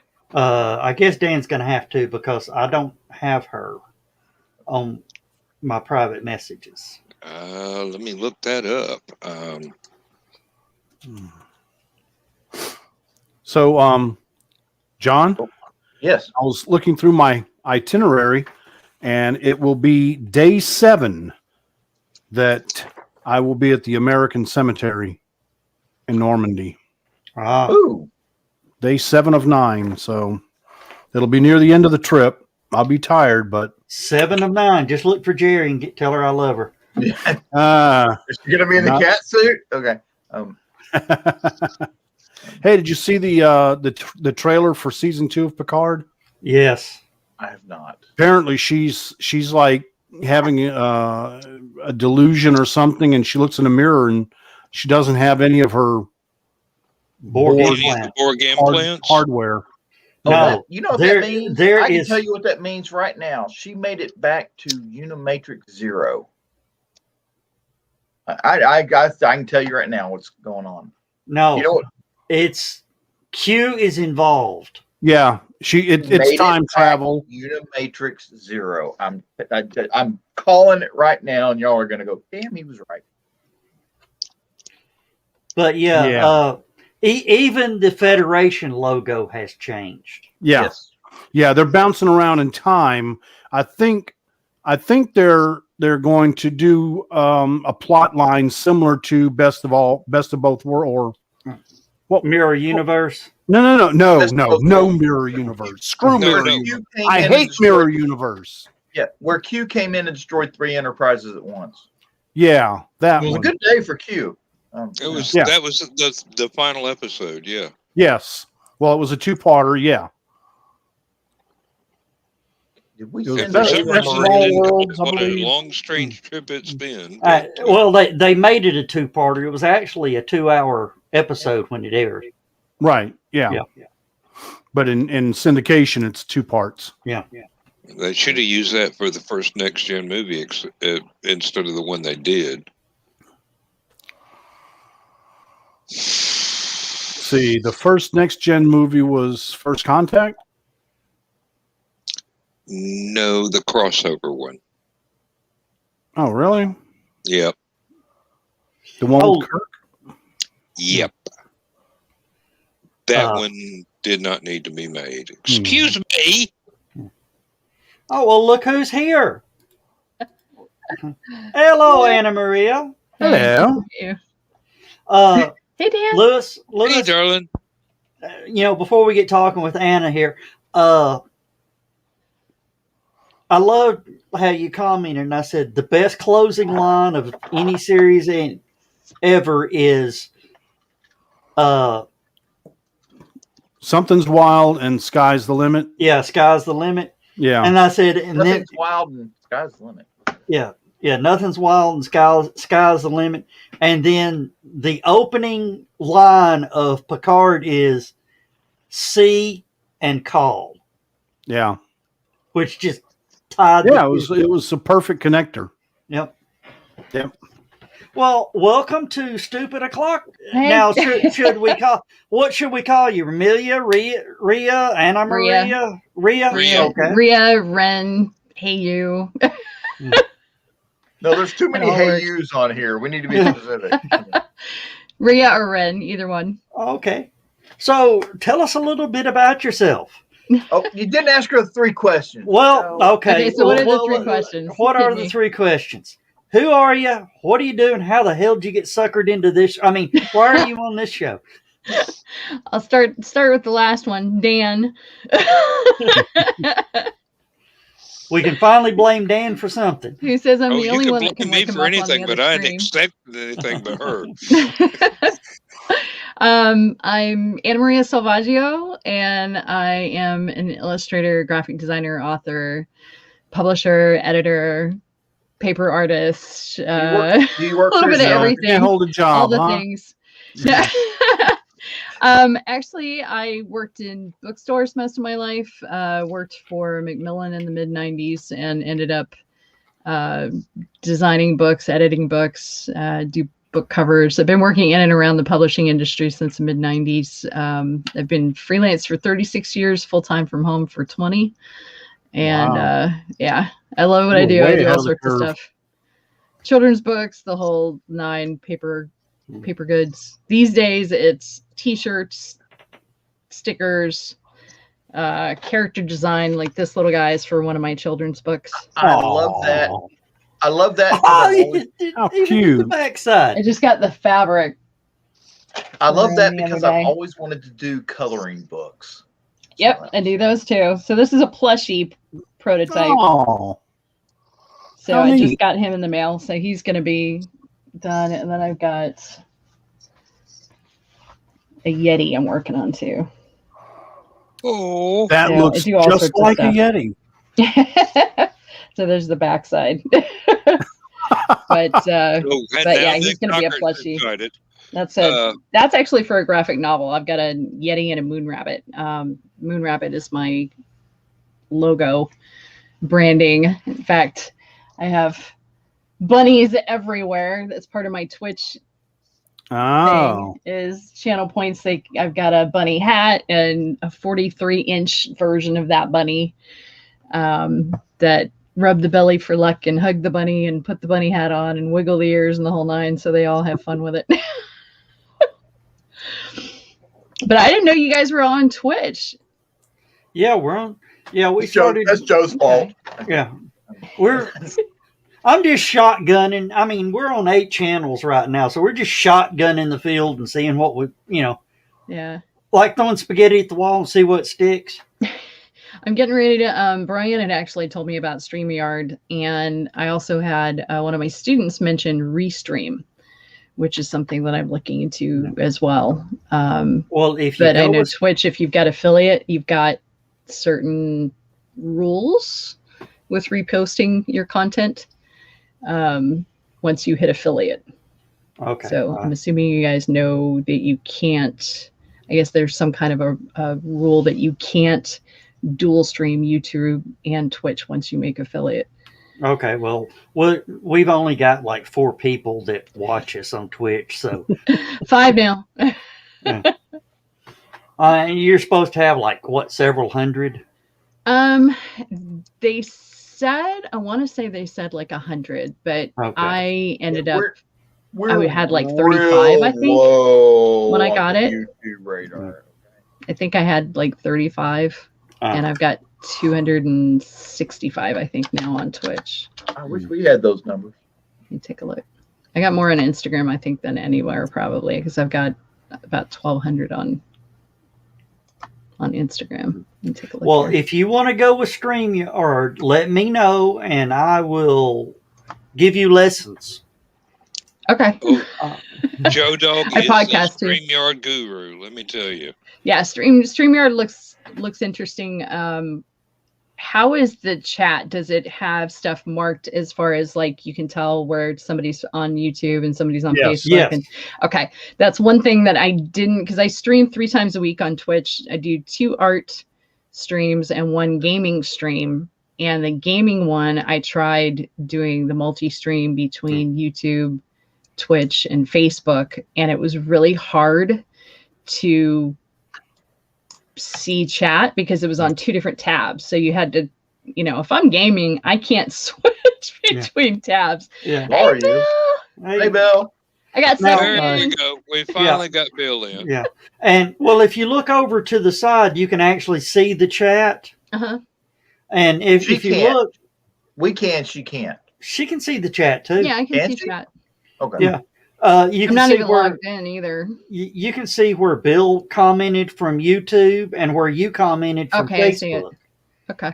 and if you sort of scroll up, Yeah, I was on private chat. Yeah, so I didn't see it at first. Yeah, Brian On actually commented from YouTube. Okay, awesome. And yeah, that's super helpful. I have to pull up my pillow. Hang on here.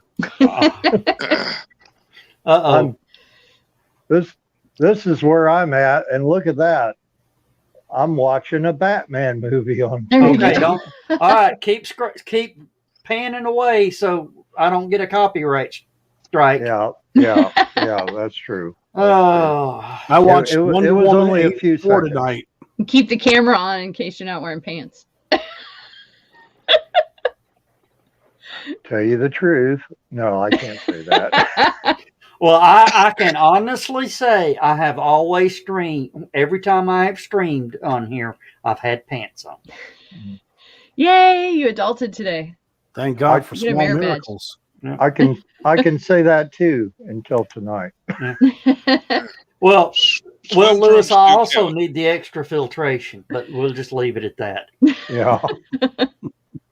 But I have the comforter on, so that's I don't believe any of y'all. We had a very long day here, but my bestie's 86-year-old father has a house in Elk Grove Village, which is north of Chicago, and we're about 3 miles from him over in Mount Prospect at the Sheraton Inn Hotel, which is actually pretty nice.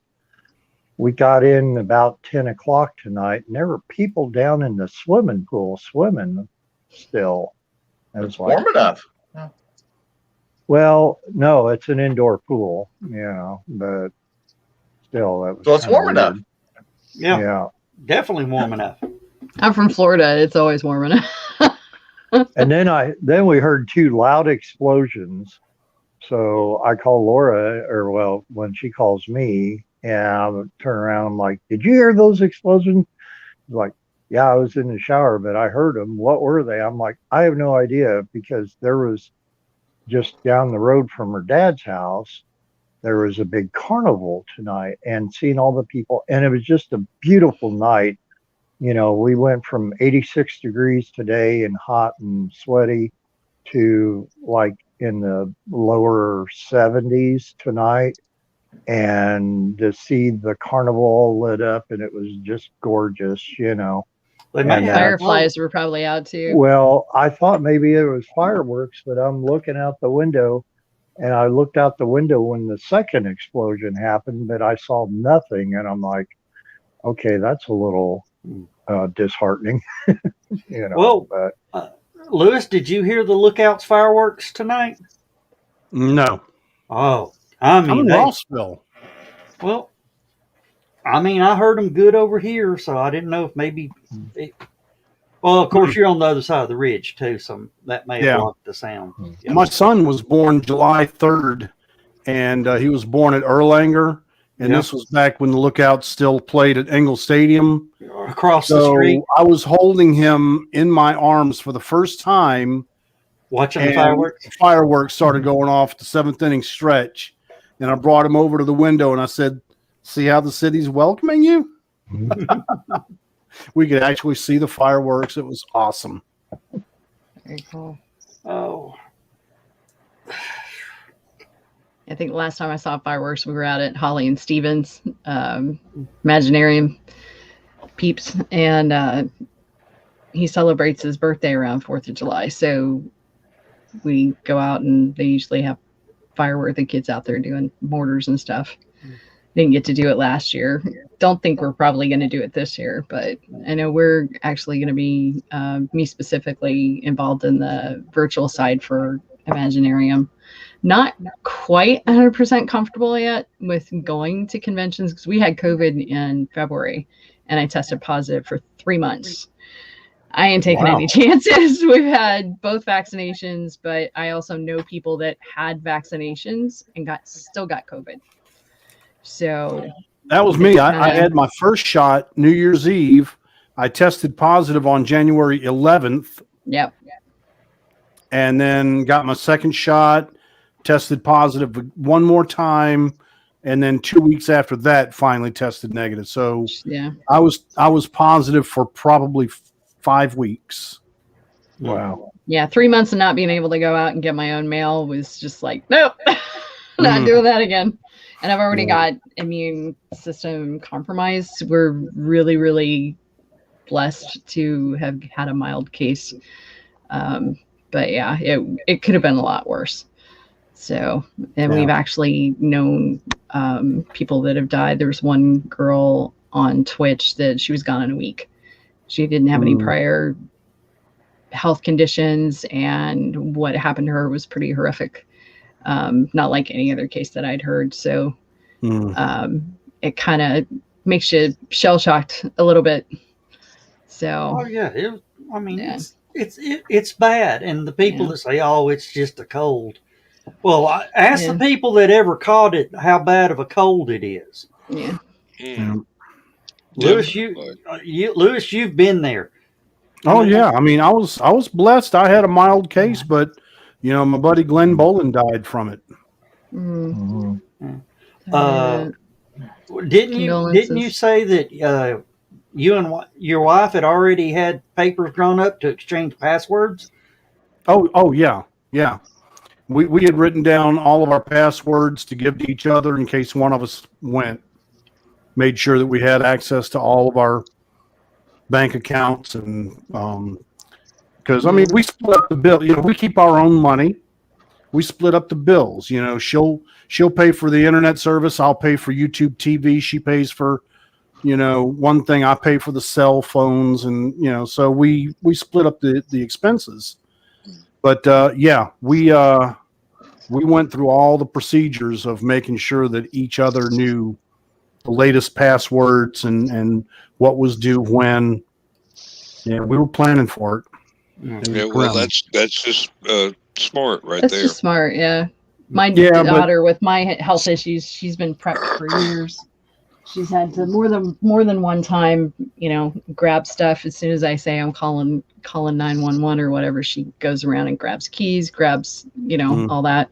And that's my little black book for everything. So they've got all of it. Mm-hmm. That's a good idea. That I've because got I it. don't remember any of it for minute to minute. I've got I a used to do tech support, now so I with had my this wife. really My wife complicated actually only passwords. has to remember one password for me because on 4 different devices I've got an encrypted file with all my passwords. So Yep. I do the same thing. Yeah. And I went so far as to go ahead and print out a copy of everything yeah. and put it in my briefcase. Well, for- our printed copies are in our safe. Well, mine is for when we go to conventions, but Lindsay knows where everything is, Yeah. so she doesn't have to hunt for it. She goes, okay, Velcro pocket, front of the briefcase. I'm making There it notes, is. Dan, next time I come over to your house. Well, No offense, but Rhea just showed us her darn black book. So if anybody breaks into her Do you house, know they how many all the journals passwords are. and black books and everything else I got in this house? Good luck finding it. If you find it, you've earned it. hey, In my house, if you can get past the shotgun trap, you There you go. might find the passwords. You got to get past me with throwing spikes and knives and I like her already. it was funny because I was in a medieval reenactment group for 15 years. So I taught belly dance for 13 years and I fought heavy weapons. So, and I did 7 years of fencing prior to that. No shurikens. Oh, No, we gotta get her blades are one. my thing. So, not You to know Nick mention, Tockert? huh? You know Nick Tockert? Yeah.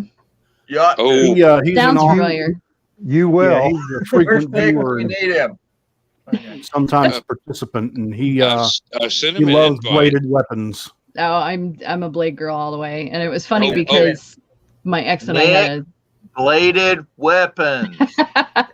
my ex and I used to have the argument all the time. When my daughter was little, he wanted to have guns in the house, and I'm thinking, okay, if she's anything like me, she's going to be Houdini.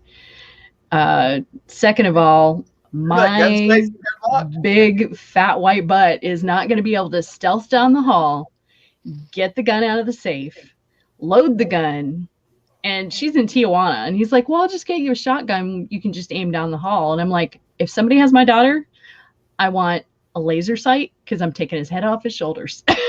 And I am not above putting a light wound in my daughter's leg to make her drop, although she already knows to do that. We've already been through the training for that.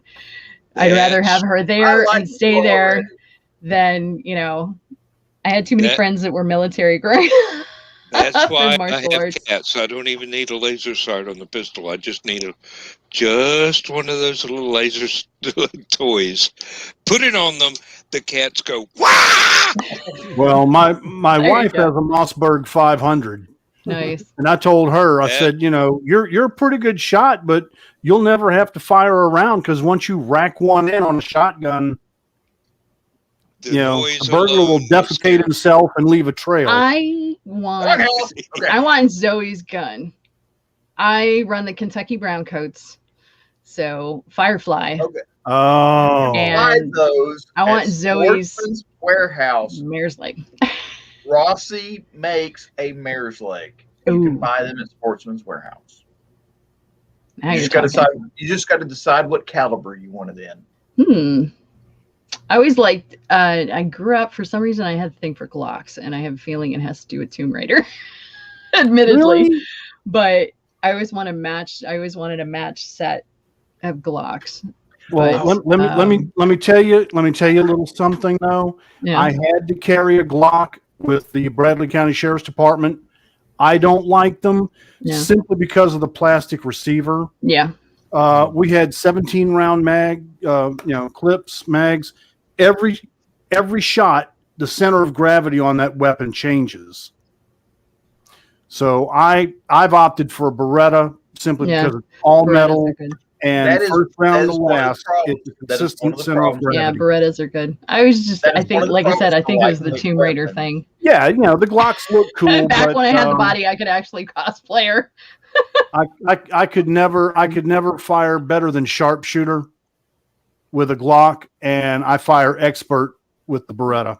Nice. That is one nice thing about a Beretta is I didn't like it. It's a little longer and it feels a little front heavy to me, but because it's a little bit longer, it's easier to aim. You get a little bit. Yeah, It has a better sight relief, which is Mhm. the distance between the front sight and the rear sight. Which the farther your sight relief is, the better you can aim. yeah. Yeah, Glocks I haven't have been a to a gun fairly range short in sight relief, not years. horribly, but That's why I'd I have like to my play Desert around before Eagle I got one. 44 Magnum. If you can cover it up with a sight, it no longer exists once you pull the trigger. Yeah, I've heard about that. I just like to get I used to have a 62-inch black recurve bow. I'd gotten it at one of the wars. SCA has a war called Penzic in Pennsylvania. Yeah. 15,000 of your lots of best people that friends go. for 2 weeks. And I bought a Yumi bow, or I got gifted a Yumi bow. He had a 110-pound pole. Oh He my was not a goodness. man you wanted to get on the wrong side Wow. of. And he had one that a doctor had bought off of him. And then the doctor ended up having a 110-pound pole and got rid of this one. And it was a 35-pound pole, 62-inch black recurve. Handmade bow, beautiful bow. But I'd love to get another recurve and have something like that. My daughter's got a compound bow, so she's always at the ready if somebody starts banging on our door and it's not us. I was like, don't put a hole in anybody, please, before I get have home. you ever seen the internet meme where the guy goes, apparently somebody breaks into his house and it turns out he's a Viking, and he grabs his axe and he yells down the stairwell, Odin has gifted us a worthy sacrifice. That sounds like some crap we'd do with the Jehovah's Witnesses at the door. We used to do stuff like that. Oh my gosh. I love I love Scandinavian culture. I'm actually attempting to learn Swedish because I have a friend of mine that lives in Stockholm that I talk to on a regular basis, and Norse has always been a thing for me. My husband's the linguist in the family. He's 20 years fluent in classical Latin and can learn. He was trying to learn 3 languages at the same time when we were supposed to go to Europe back in 2013. I told him, don't make me Google you, and you have to learn something sweet to say to me in all the languages you're trying to learn.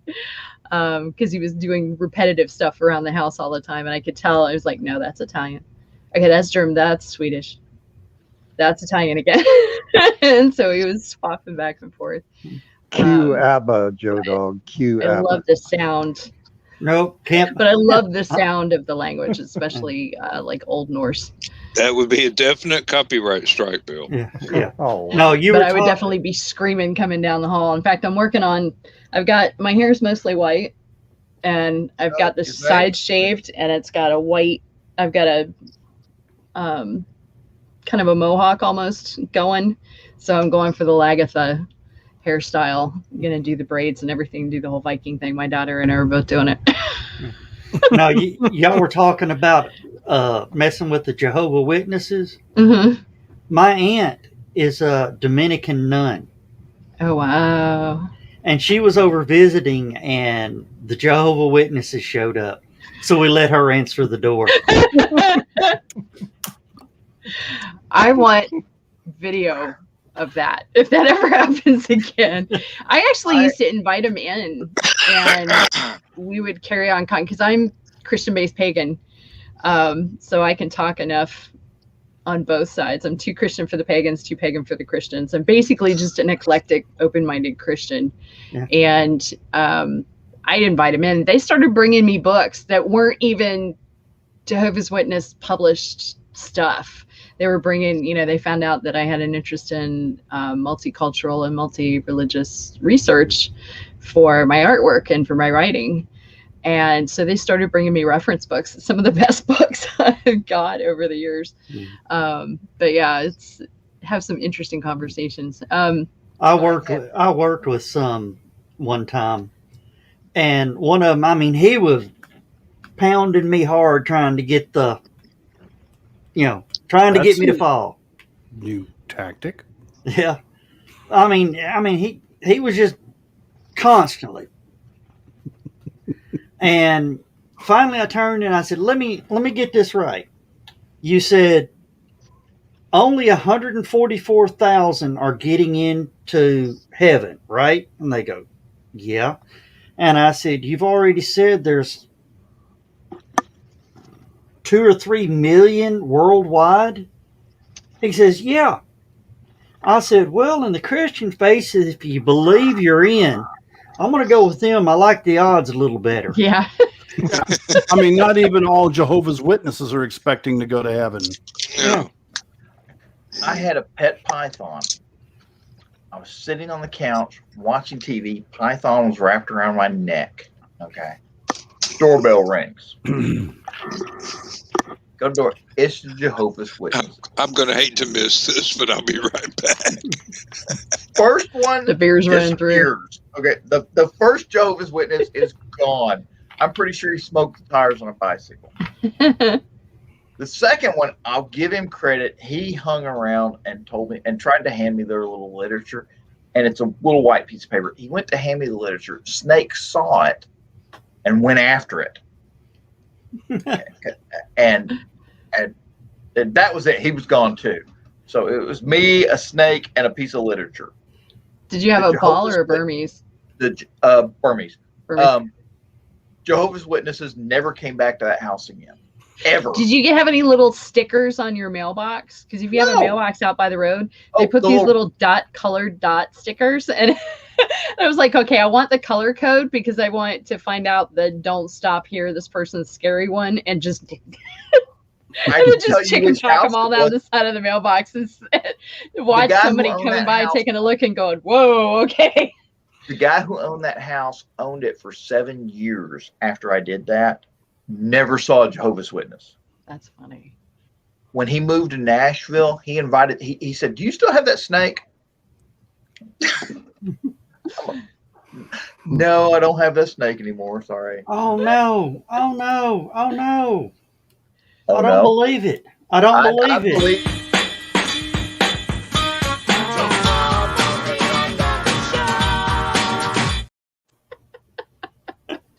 I believe it. When I used to bartend, it was we'd put on the "It's closing time" music. Yeah. Mm-hmm. Oh, Yeah. Anna or Rhea, you are going to love our outro. Uh-oh. No, you will. You're our age. You're our age. It will bring back memories. Okay. Oh, I'm ready. God, I remember prepped. that. I'm ready. I don't know if you ever seen our intro. Our intro starts with static like the TV, Mm-hmm. and then it goes into the national anthem. And I then remember those days. yes, Where it was You're shut gonna off at remember midnight. the outro, okay? yes. Thanks for having me on. Well, we Oh. appreciate it. You're We welcome need to- anytime. We need to get her on the show And- again. Something purposeful. Just Oh yeah. link me because my brain will go in one ear and the other. I won't remember. We need to Joe get back Dog- here selling Joe stuff. Dog, the outro is going to have special meaning for me tonight because me and Laura drove around O'Hare Airport watching airplanes land. Oh, okay. They Yeah. do that a lot at O'Hare Airport. About Well, every why? minute. I don't know why, but we like seeing them. Yeah. Around O'Hare, they land what about every minute?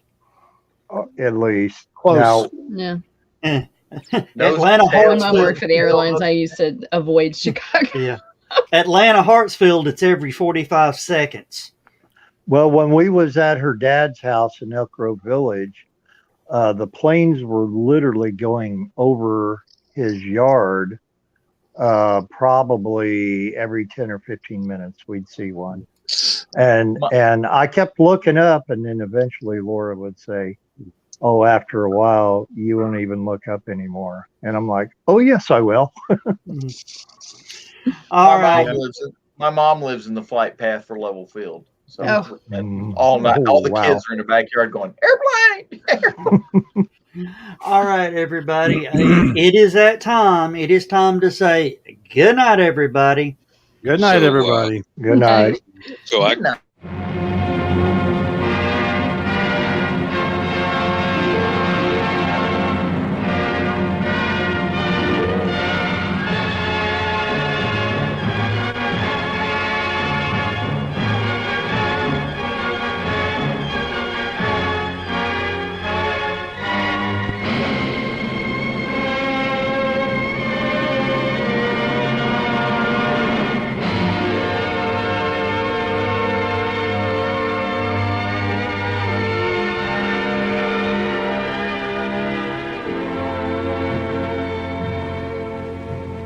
Oh, I have slept the surly bonds of earth and danced the skies on laughter-silvered wings. Sunward I've climbed and joined the tumbling mirth of sun-split clouds and done 100 things you have not dreamed of. Wheeled and soared and swung high in the sunlit silence. Hovering there, I've chased the shouting wind along and flung my eager craft through footless halls of air. Up, up the long, delirious, burning blue, I've topped the windswept heights with easy grace, when never lark nor even eagle flew. And while with silent, lifting mind, I've trod the high, untrespassed sanctity of space, put out my hand, and touched the face of God.